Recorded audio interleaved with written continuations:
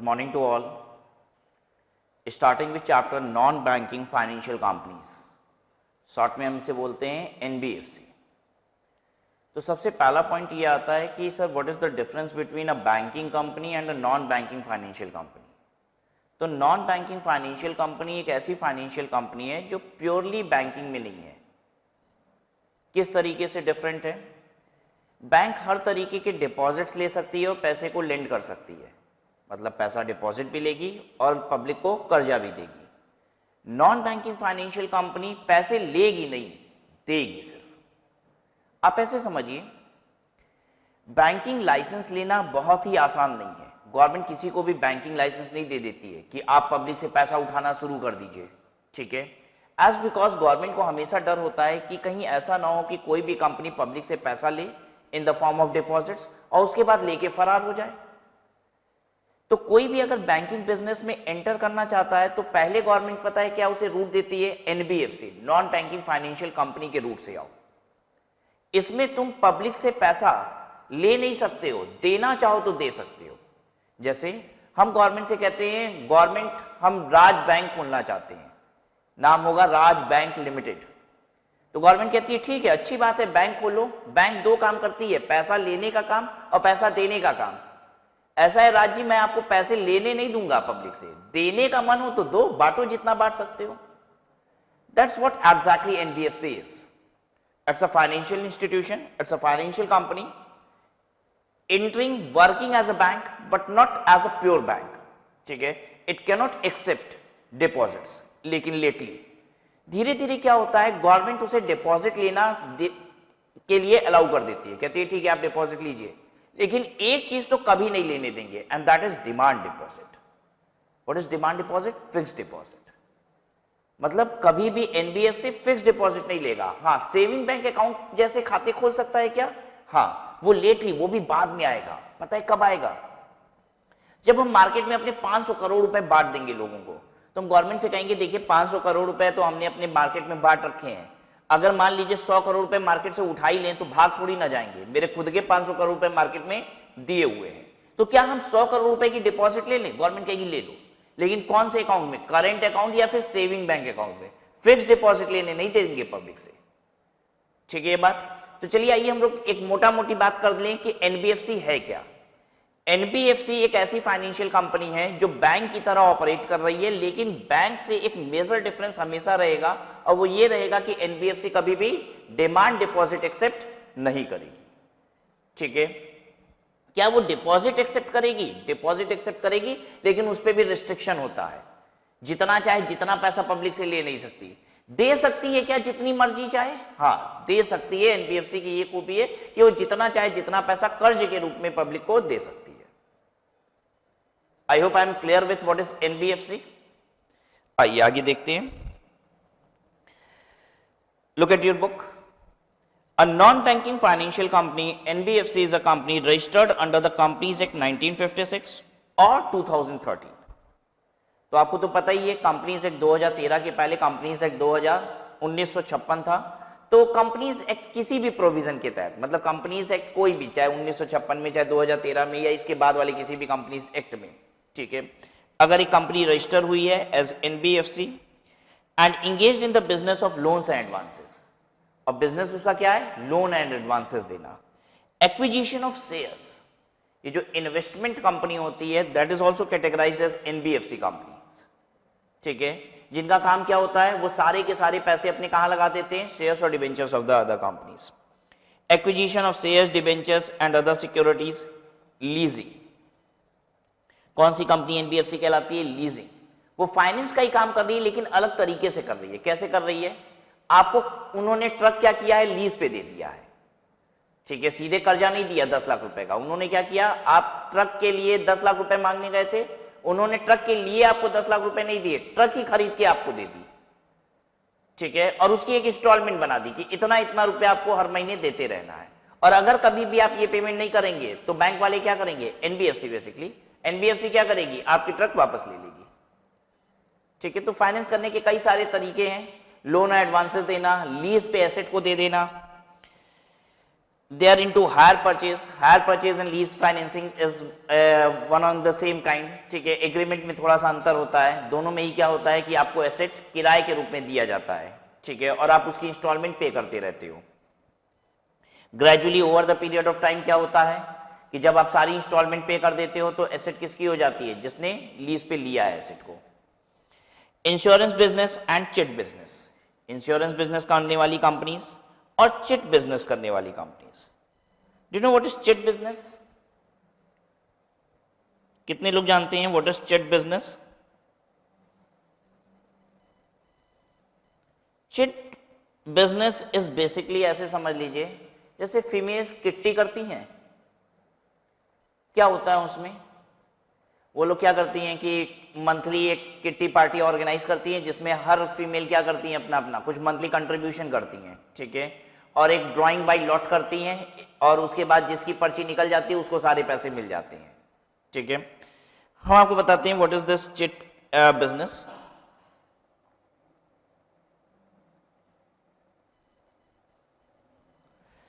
देखिए सबसे पहले इसमें क्या करना होता है कि स्कीम फ्लोट करनी होती है, फ्लोट है स्कीम।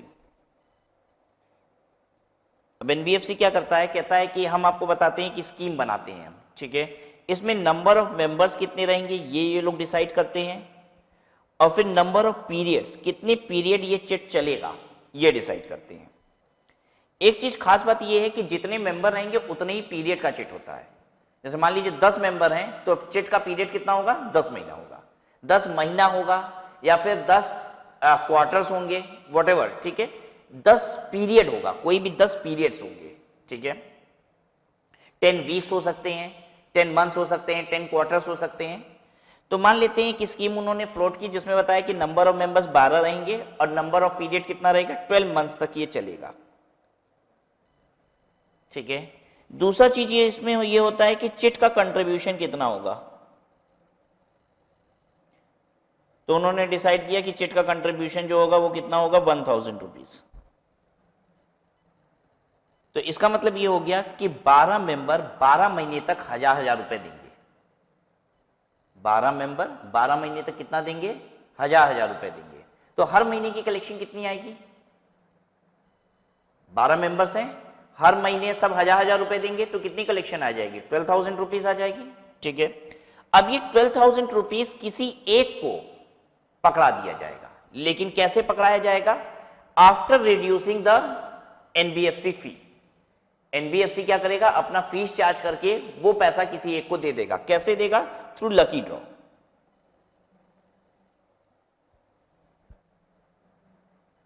ठीक है। इसमें मोटा मोटी मान लीजिए जैसे कि स्टार्टिंग में वो 10% चिट कंपनी फी अपना चार्ज कर लेगा, बाद में ये कम होते जाएगा। तो ऐसे समझिए जैसे पहले महीने में 12,000 रुपए में से 10% काट लिया गया तो कितना हो गया, 10,800। तो जिसका लकी ड्रॉ में नाम निकला उसको 10,800 रुपए दे दिया गया, ठीक है। अब वो कितनी पेमेंट करेगा, हर महीने ही कितनी करता है, 1200 रुपए। तो कुल मिला के 12 महीने में वो कितनी पेमेंट कर देगा, 12,000 रुपए पेमेंट कर देगा, जिसके लिए उसको 10,800 रुपए पहले ही मिल चुके हैं। तो उसका इंटरेस्ट कितना हो गया, 1200 रुपए इंटरेस्ट हो गया। तो ये एडवांस देने का तरीका होता है, इसी को चिट बिजनेस कहा जाता है। तो कुल मिला के चिट बिजनेस क्या होता है आपको बताएं, ठीक है। चिट बिजनेस वो बिजनेस है जिसमें एनबीएफसी क्या करती है, कुछ मेंबर्स लाती है, ठीक है, उनको बताती है कि आप इतने मेंबर्स हैं, इतने पीरियड के लिए चिट बिजनेस चलेगा। उन सब से मंथली कंट्रीब्यूशन लिया जाता है और चिट कंपनी अपना चार्जेस काटने के बाद किसी एक का लकी ड्रॉ से नाम निकालती है, उसको पैसे दे देती है, ठीक है। अब अगले महीने जो कंपनी के पास पैसा आएगा फिर कितना आएगा, वही 12,000 रुपीज। लेकिन अब अगले महीने 10% नहीं काटेगी, क्योंकि अब जो पैसे पा रहा है उसको 12 महीने का लोन नहीं मिलेगा, उसको लोन कितने महीने का मिला है, 11 महीने का ही। तो अब वो अपना चार्ज 10% की जगह कुछ और कम कर देगी, मान लीजिए 8% काटेगी, फिर अगले वाले में से 6% काटेगी, फिर 4 काटेगी, 3 काटेगी, 2 काटेगी, 1 काटेगी, इस तरीके से करेगी। आखिरी के जब एक कलेक्शन आना शुरू होगी तो उसमें काटेगी ही नहीं। उन्होंने स्टार्टिंग में कमा लिया चिट कंपनी ने, ठीक है। बात समझ में आई कि चिट बिजनेस क्या होता है। तो इस तरीके से भी एनबीएफसी फाइनेंस करती है, मतलब अपनी जेब से पैसा नहीं लगाया, लोगों से ही पैसा उठाया, उन्हीं का पैसा उसी में घुमा दिया और कमा भी लिया। तो this kind of business is also done by NBFC.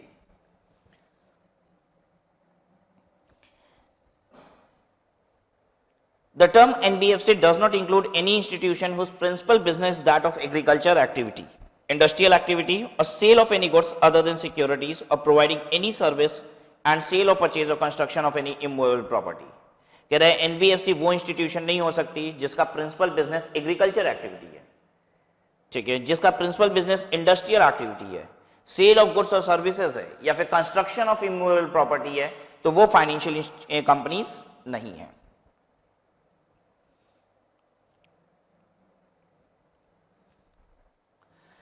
Section 45 IF of Reserve Bank of India Amendment Act 1997 defines a non-banking financial companies as financial institution which is a company, non-banking institution which is a company where principal business of receiving of deposits under any scheme or arrangement or in any other manner or lending in any manner.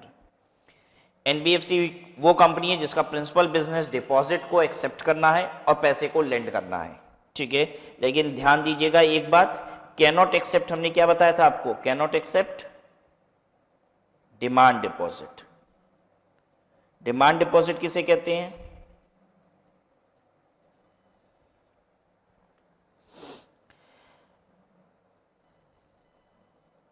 such other non-banking institution or class of institution as the Reserve Bank with previous approval of the central government may specify by notification in the official gazette. What does conducting financial activity as principal business means? तो जो NBFC है उसका principal business क्या होना चाहिए, financial activity.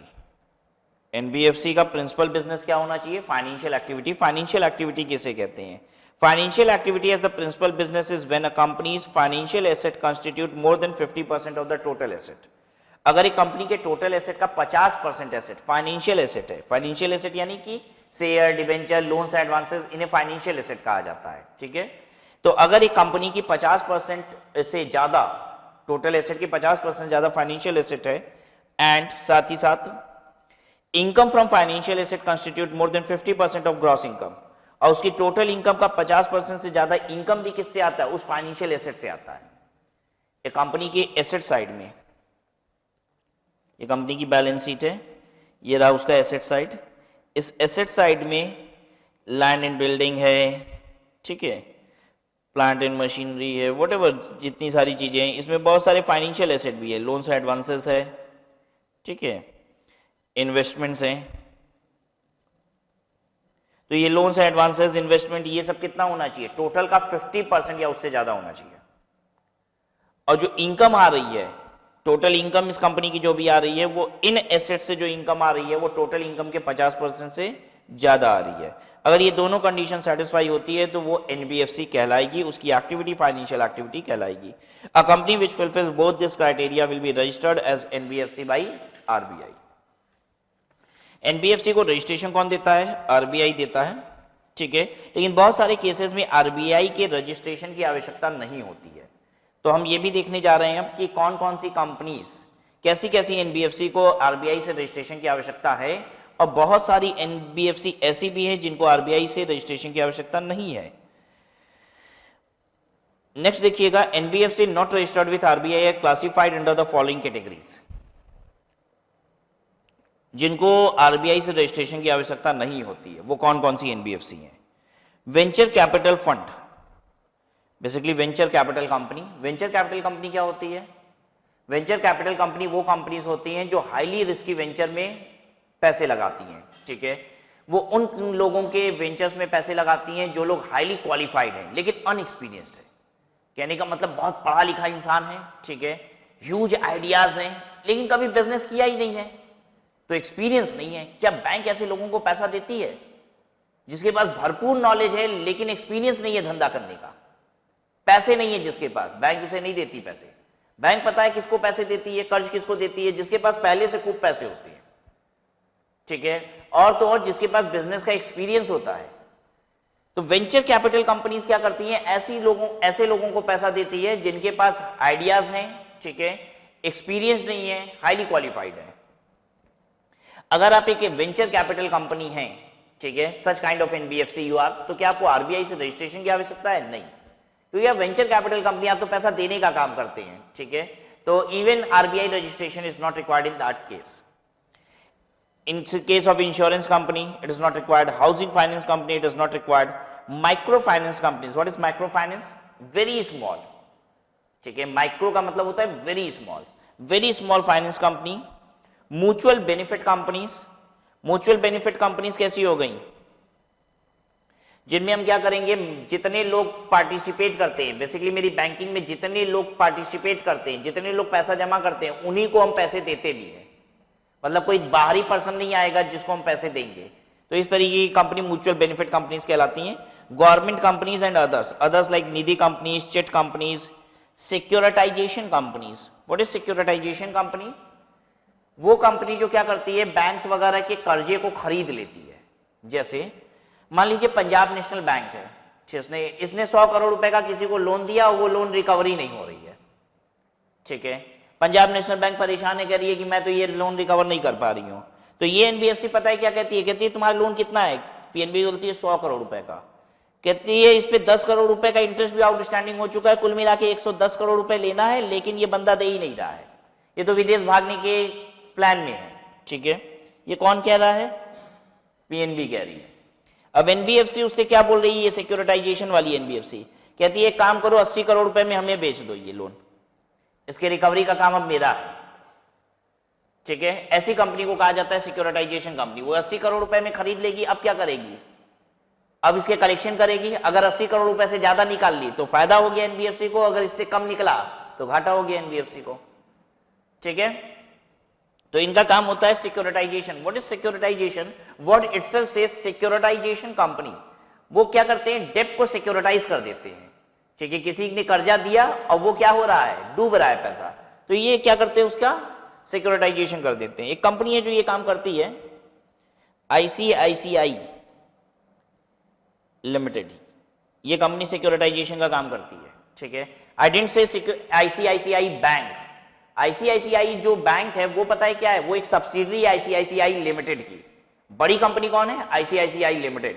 उसके अंदर उसकी बड़ी सारी सब्सिडरीज हैं. एक है आईसीआईसीआई बैंक, एक आईसीआईसीआई एसेट मैनेजमेंट कंपनी भी है जो म्यूचुअल फंड का काम करती है. ठीक है, तो इस तरीके से बहुत सारी कंपनीज हैं. तो आईसीआईसीआई लिमिटेड जो पेरेंट कंपनी है वो बेसिकली सिक्योरिटाइजेशन का काम करती है. ठीक है, फिर कोर इन्वेस्टमेंट कंपनी. चलिए, अच्छा अब एक बात बताएं आपको, ये सब बस ऐसे ही हमने आपको थ्योरेटिकल नॉलेज के लिए पढ़ा दिया, इससे कोई मतलब नहीं है. ठीक है, आपको कभी एग्जाम में ऐसे थ्योरेटिकल क्वेश्चंस नहीं आने वाले जिसमें पूछेगा बताओ कौन कौन सी कंपनी को, एनबीएफसी को आरबीआई के द्वारा रजिस्ट्रेशन लेना है, किसको नहीं लेना है. You are least concern.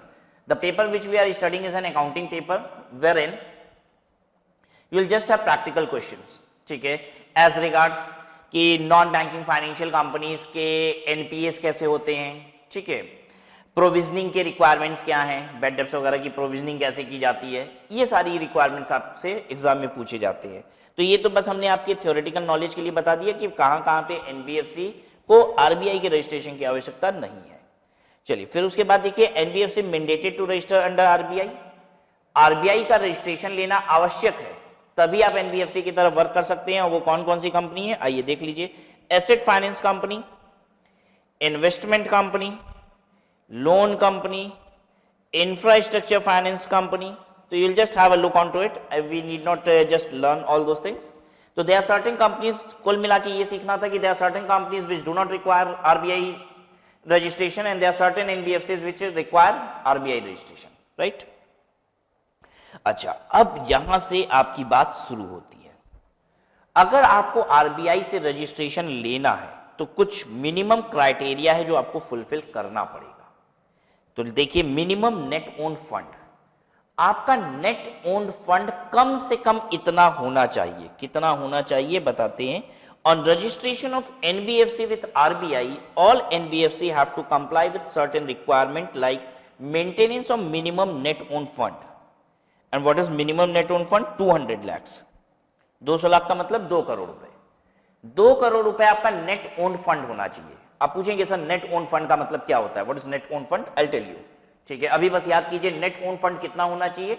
अगर हमको एनबीएफसी को आरबीआई से रजिस्टर कराना है 2 करोड़ रुपए, 200 लाख रुपए का नेट ओन फंड होना चाहिए. And creation of reserve. और आपको एक रिजर्व फंड भी क्रिएट करना पड़ेगा, creation of reserve fund, which is a compulsory transfer of certain percentage of net profit. Net profit का एक सर्टेन परसेंटेज आपको हर साल रिजर्व में डालना पड़ेगा। That means you can not distribute it among the members of NBFC. ठीक है, what is this percentage? This is 20% of the net profit.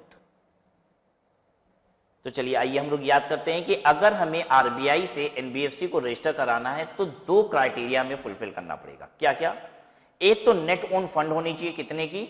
200 lakh रुपए की, और हर साल जितना कमाएंगे उसका 20% कहां डालना पड़ेगा? रिजर्व फंड में।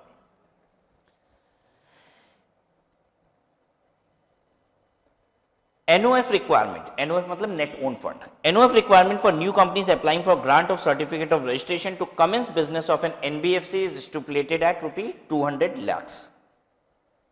ठीक है, as per the definition, अब हम दो पार्ट में आपको समझाएंगे। पहले आप निकालेंगे ओन्ड फंड और फिर उसके बाद आप पता है क्या निकालेंगे? ओन फंड की मदद से नेट ओन्ड फंड। चलिए इस पे प्रैक्टिकल क्वेश्चन आते हैं तो सारे बच्चे अलर्ट हो जाएंगे किस तरीके से हम नेट ओन फंड निकालेंगे। ठीक है, कभी कभी क्वेश्चन ही आता है calculate net own fund of NBFC, बस नेट ओन फंड निकाल दीजिए। ठीक है, नेट ओन फंड के लिए सबसे पहले ओन फंड। ओन फंड क्या होता है? Aggregate of paid up equity capital. Own fund किसको कहा जाता है? Paid up equity capital, preference share capital which are compulsory convertible into equity. लेकिन प्रेफरेंस शेयर वो जो किस में कन्वर्ट हो जाएंगे? इक्विटी में। तो चलिए आइए बात करते हैं क्या होता है own fund. Paid up equity share capital. Preference share कौन से? जो इक्विटी में कन्वर्ट हो जाएंगे। Free reserves. Free reserves, what is free reserve? Free reserve का मतलब those reserve which can be distributed as dividends. ठीक है, which are freely distributable profit, उसे कहा जाता है फ्री रिजर्व। जैसे कि पीएल अकाउंट का बैलेंस और जनरल रिजर्व का balance. Balance in share premium account, share premium account का पैसा, and capital reserve representing surplus arising out of cell proceed of asset, excluding reserve created by revaluation of asset. Basically revaluation reserve को भी एक तरीके का capital reserve ही कहा जाता है। कैपिटल रिजर्व होता क्या है? Capital profit. What is capital profit? अगर हम अपनी कोई कैपिटल एसेट को बेच देते हैं और उससे कमा लेते हैं तो हम उसे कैपिटल प्रॉफिट कहते हैं, वो कैपिटल रिजर्व में चला जाता है। रीवैल्यूएशन क्या होता है? अगर मेरी 500 रुपए की एसेट अब 1000 रुपए की हो गई है तो हम उसको रीवैल्यू कर देते हैं। ठीक है, 500 रुपए की एसेट अगर 800 रुपए की हो गई है तो हम उसे 300 रुपए से अपवर्ड रीवैल्यू कर देते हैं और 300 रुपए डाल देते हैं रीवैल्यूएशन रिजर्व में। बेसिकली वो रीवैल्यूएशन रिजर्व है क्या? एक तरीके का देखा जाए तो अनरियलाइज्ड कैपिटल रिजर्व है। प्रॉफिट है कैपिटल, 500 रुपए की एसेट 800 रुपए की हो गई मतलब कैपिटल प्रॉफिट हुआ, लेकिन हमने बेचा तो है नहीं, इसलिए वो क्या है? हमने बेचा नहीं है इसलिए वो क्या है? That is an unrealised capital profit.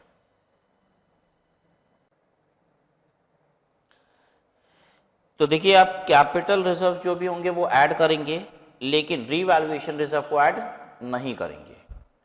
Then after deducting therefrom, after deducting therefrom क्या क्या डिडक्ट कर देना है? Accumulated balance of loss. ठीक है, यानी अगर पीएल का डेबिट बैलेंसेस वगैरह हैं तो उसे आप लेस कर दीजिए। डेफर्ड रेवेन्यू एक्सपेंडिचर लेस कर दीजिए, मतलब all those expenditure which has yet not been amortised to PL account वो आप हटा दीजिए। ठीक है, what is deferred revenue expenditure? वो खर्चे जिसको आप एक बार में पीएल में चार्ज नहीं करते हैं, that has been left to be amortised. तो जितना बचा हुआ है अमोर्टाइज करने को वो भी अमोर्टाइज करा दीजिए। एंड अदर इंटेंजिबल एसेट, और कोई इंटेंजिबल एसेट है तो उसे लेस कीजिए। आइए पढ़ते हैं कि ओन फंड कैसे निकालेंगे। इक्विटी शेयर का पेड अप कैपिटल ऐड करेंगे, उसमें प्रेफरेंस शेयर कैपिटल जो कन्वर्ट होना है इक्विटी शेयर कैपिटल में कंपल्सरी उसे ऐड करेंगे। देन फ्री रिजर्व ऐड कर दीजिए, देन कैपिटल रिजर्व, लेकिन रीवैल्यूएशन रिजर्व नहीं, उसमें से लेस कर दीजिए।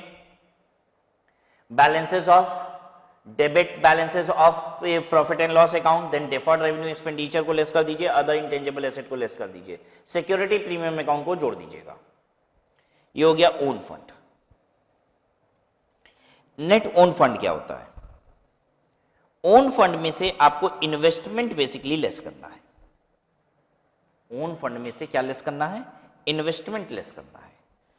इन्वेस्टमेंट किसमें? Investment in shares of subsidiaries oblique companies in the same group और अदर एनबीएफसी। इसमें से आपको लेस करना है book value of debenture bond. Debenture bond भी क्या है? इन्वेस्टमेंट ही तो है। तो मतलब कह लीजिए इन्वेस्टमेंट इनटू शेयर्स लेस करना है और इन्वेस्टमेंट इनटू डिवेंचर बॉन्ड ये सब लेस करना है, ठीक है। मतलब एनबीएफसी ने जितना शेयर में इन्वेस्टमेंट कर रखा है सब्सिडीज के, जितना बॉन्ड डिवेंचर्स में इन्वेस्ट कर रखा है सब्सिडीज के, वो भी नेट ओन फंड से क्या कर देना है, लेस कर देना है।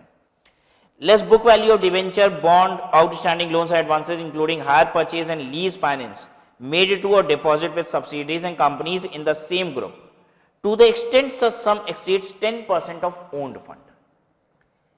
लेकिन लेस कितना करना है, ओन्ड फंड के 10% से जितना ज्यादा है उतना ही लेस करना है। आइए अब ये समझाएं आपको। सबसे पहले तो बच्चों आप ये समझिए कि ओन्ड फंड होता क्या है। तो हम आपको लिख रहे हैं ओन्ड फंड क्या होता है। Paid up equity share capital, preference share capital convertible into equity share capital, then free reserve, then security premium, यहां ब्रैकेट में लिख देते हैं नॉट रीवैल्यू, कैपिटल रिजर्व के साथ लिखेंगे, देन कैपिटल रिजर्व ब्रैकेट में not revaluation reserve,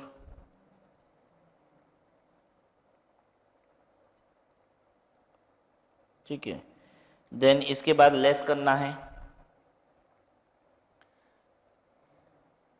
losses accumulated, deferred revenue expenditure,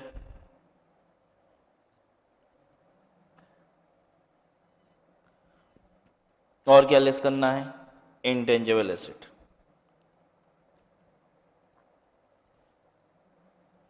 ठीक है, मान लीजिए ये आपने कैलकुलेट किया और ये कितना आ गया 50 लाख रुपया। तो पहले आप ओन फंड निकाल लेंगे, उसके बाद आपका नेक्स्ट काम हो जाएगा इन्वेस्टमेंट कैलकुलेट करना, ठीक है। इन्वेस्टमेंट किसका, investment in share of subsidiary and group company, फिर investment in debenture oblique bond, ये सब, ठीक है, of subsidiary and group company.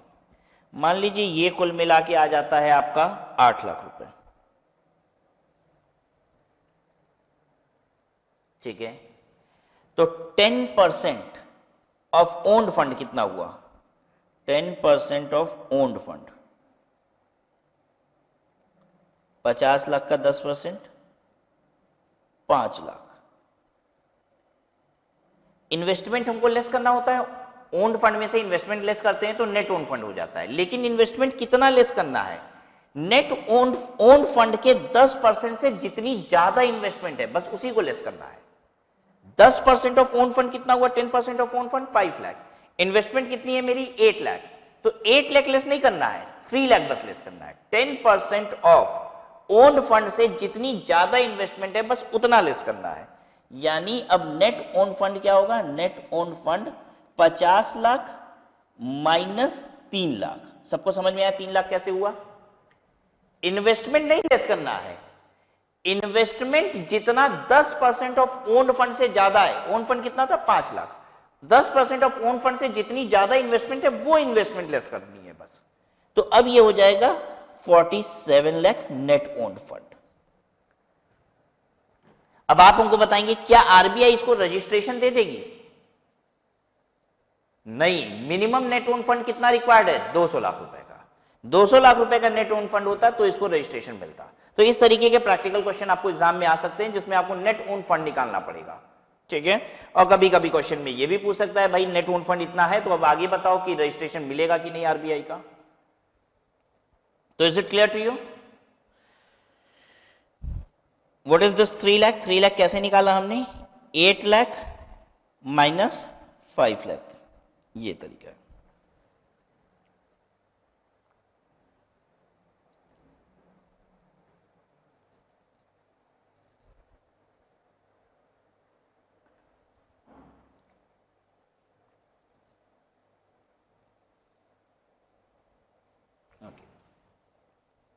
Then उसके बाद देखिए, in terms of section 45 IC of the RBI act, NBFC are required to create a reserve fund and transfer therein a sum not less than 20% of its net profit every year. तो ये हमने आपको बताया था कि profit का 20% reserve fund में पैसा डालना पड़ेगा, ठीक है। और नेट ओन फंड की रिक्वायरमेंट कितनी है? 200 लाख रुपए की। Liquid asset requirement, in terms of section 45 IB of the RBI Act 1934, the minimum level of liquid asset to be maintained by NBFC is 15% of the public deposit. जितना public से हम पैसा लेंगे, NBFC जितना पब्लिक से पैसा लेगी deposits के फॉर्म में, उसका 15% उसको लिक्विड एसेट रखना होगा। लिक्विड एसेट किसे कहा जाता है? लिक्विड एसेट उन एसेट्स को कहा जाता है जिन्हें इजिली आप कैश में रियलाइज कर सकते हैं, बहुत ही कम समय में आप कैश में जिसे रियलाइज कर सकते हैं उन्हें कहा जाता है लिक्विड एसेट। तो जितना पब्लिक से डिपॉजिट लिया जाएगा उसका 15% एनबीएफसी को किस फॉर्म में रखना? In the form of liquid assets. Outstanding as on the last working day of the second preceding quarter, second preceding quarter के आखिरी वर्किंग डे का जो पब्लिक डिपॉजिट है उसका 15%। क्या मतलब हुआ इसका?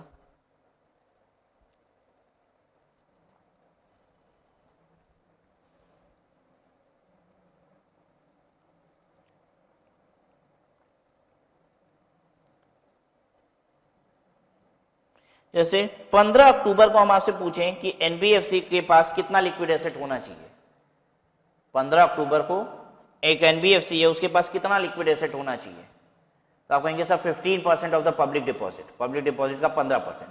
तो हम पूछेंगे कौन से दिन का पब्लिक डिपॉजिट? पब्लिक तो हर दिन पैसा जमा कर रही है, निकाल ले रही है, पब्लिक डिपॉजिट तो वेरी हो रहा है, तो किस दिन के पब्लिक डिपॉजिट का 15% होना चाहिए? तो देखिए वो इसी के लिए लिखा हुआ है, किस दिन का पब्लिक डिपॉजिट लेना है। Outstanding as on the last working day of the second preceding quarter, last working day of the second preceding quarter, ठीक है। इसके इमीडिएट पहले वाला क्वार्टर कौन सा है? क्वार्टर कैसे चलता है? अप्रैल मई जून ये पहला क्वार्टर होता है, जुलाई अगस्त सितंबर दूसरा क्वार्टर होता है, ठीक है। तो इसका प्रीसीडिंग क्वार्टर कौन सा है? सितंबर। उससे भी पहले वाला क्वार्टर कौन सा है? जून। तो second preceding quarter, first preceding quarter नहीं, इमीडिएट प्रीसीडिंग क्वार्टर नहीं, सेकेंड प्रीसीडिंग क्वार्टर, मतलब इसके पहले जो क्वार्टर एंड हुआ उसके पहले वाला क्वार्टर एंड, ठीक है। यानी 15 अक्टूबर को आपके पास कितने रुपए का लिक्विड एसेट होना चाहिए वो डिसाइड किस पे होगा? जून के लास्ट वर्किंग डे का पब्लिक डिपॉजिट का 15%, जून का जो भी बैंकिंग का लास्ट वर्किंग डे था, ठीक है। से फॉर एग्जांपल 30 जून को संडे था तो बैंक खुली हुई नहीं थी, ठीक है, तो 30 जून की जगह 29 जून पे आ जाइए। 29 जून को सैटरडे था, उस दिन भी बैंक बंद थी, तो अब कहां आ जाइए? 28 जून। 28 जून लास्ट वर्किंग डे था जून का, उस दिन जितनी भी पब्लिक डिपॉजिट थे उसका 15% मेंटेन करना पड़ेगा, ठीक है। अच्छा ये बताइए 15 सितंबर को अगर हम पूछें तो 15 सितंबर को आपके पास कितने रुपए का लिक्विड एसेट होना चाहिए? सेकेंड प्रीसीडिंग क्वार्टर, ठीक है। सेकेंड प्रीसीडिंग क्वार्टर 15 सितंबर के पहले का क्वार्टर कब खत्म हुआ था? जून, ठीक है। उसके पहले क्वार्टर कब खत्म हुआ था? मार्च। तो मार्च के आखिरी वर्किंग डे का पब्लिक डिपॉजिट का 15% आपके पास लिक्विड एसेट होना चाहिए इस तारीख को। क्लियर है सबको? ऑफ द 15%, अब 15% के अंदर की बात हो रही है। NBFC are required to invest not less than 10% in approved security, उस 15% में 10% तो अप्रूव्ड सिक्योरिटीज में पैसा होना चाहिए, and remaining 5% can be in unencumbered term deposit. Unencumbered term deposit, unencumbered का मतलब क्या होता है? हैविंग नो लियन, मतलब कोई कहीं गिरवी नहीं रखे हो। टर्म डिपॉजिट में पैसा होना चाहिए लेकिन वो टर्म डिपॉजिट कहीं पे भी गिरवी नहीं रखा हुआ होना चाहिए। तो 15% लिक्विड एसेट किस फॉर्म में होगा? 10% तो होगी अप्रूव सिक्योरिटी, कम से कम 10% अप्रूव सिक्योरिटी, और बाकी के बचे 5% किस में हो सकते हैं? टर्म डिपॉजिट में हो सकते हैं, लेकिन वो कहीं गिरवी रखे हुए नहीं होने चाहिए। एनबीएफसी टर्म डिपॉजिट करा सकती है, फिक्स डिपॉजिट करा सकती है, कहां पे? In any scheduled commercial bank, किसी भी बैंक की एफडी करा ले, बैंक ऑफ बड़ौदा की, पंजाब नेशनल बैंक की, किसी की भी एनबीएफसी जाके एफडी करा ले, कितने पैसे की? उस 15% में से मैक्सिमम 5%, क्योंकि 10% पैसा तो कहां लगा होना चाहिए?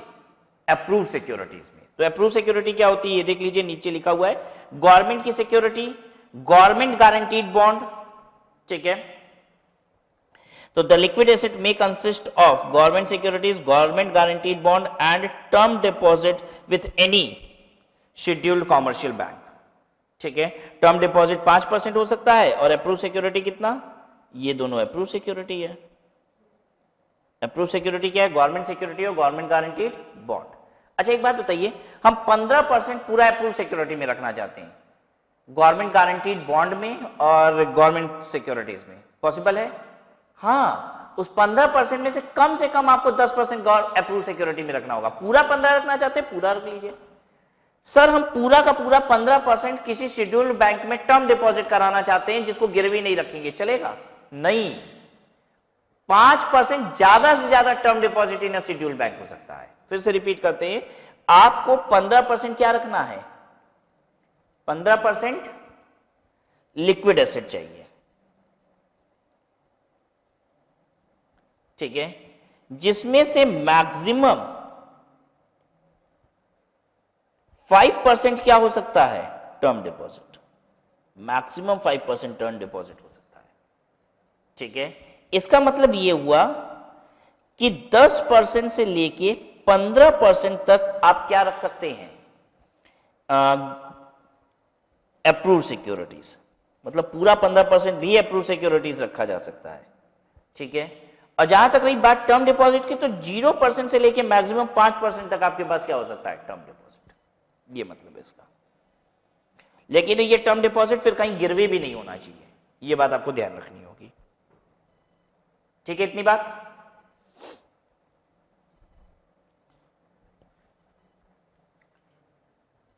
तो term deposit can be maximum of 5% and government security has to be minimum कितना? 10%। ये मिनिमम 10% अप्रूव सिक्योरिटी होना चाहिए।